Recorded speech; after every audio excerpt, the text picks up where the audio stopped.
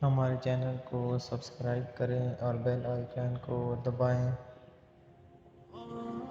سیدنا خالد بن ولید رضی اللہ تعالیٰ عنہ کو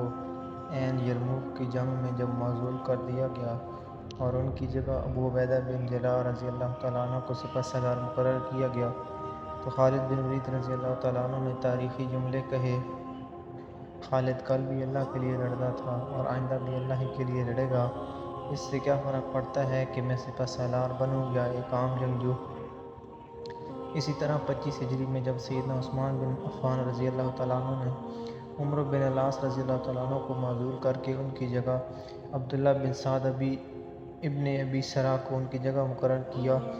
تو بزنطینی فوج نے دوبارہ اسکندریہ پر حملہ کر کے آس پاس کے تمام علاقوں پر قبضہ کر لیا۔ اہل مصر پر جب ظلم کا بازار گرم ہوا تو انہوں نے عمرو بن العاص رضی اللہ تعالیٰ عنہ کو دوبارہ بحال کرنے کی درخواست کی اور یہ بھی بتایا کہ عمرو بن العاص رضی اللہ تعالیٰ عنہ جنگی حکمت عملی اور تدابیر خوب جانتے ہیں۔ سیدنا عثمان بن عفان رضی اللہ تعالیٰ عنہ نے عمرو بن العاص رضی اللہ تعالیٰ عنہ کو دوبارہ منصب پر فائز کیا۔ عمرو بن العاص رضی اللہ تعالیٰ عنہ نے بزنطینیوں پر حملہ کر کے انہیں دوبارہ اسکندریہ سے باہر نکال دیا۔ سیدنا عثمان بن عفان رضی اللہ تعالیٰ عنہ نے انہیں جنگی امور کا سالار بنانا چاہا لیکن عمرو بن العاص رضی اللہ تعالیٰ عنہ نے انکار کر دیا۔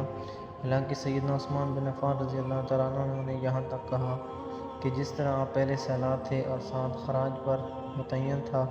آپ کو اسی طرح بحال رکھتا ہوں، لیکن عمرو بن العاص رضی اللہ تعالیٰ عنہ نے انکار کر دیا اور وہاں سے فسطاط چلے گئے۔ ان کا غلام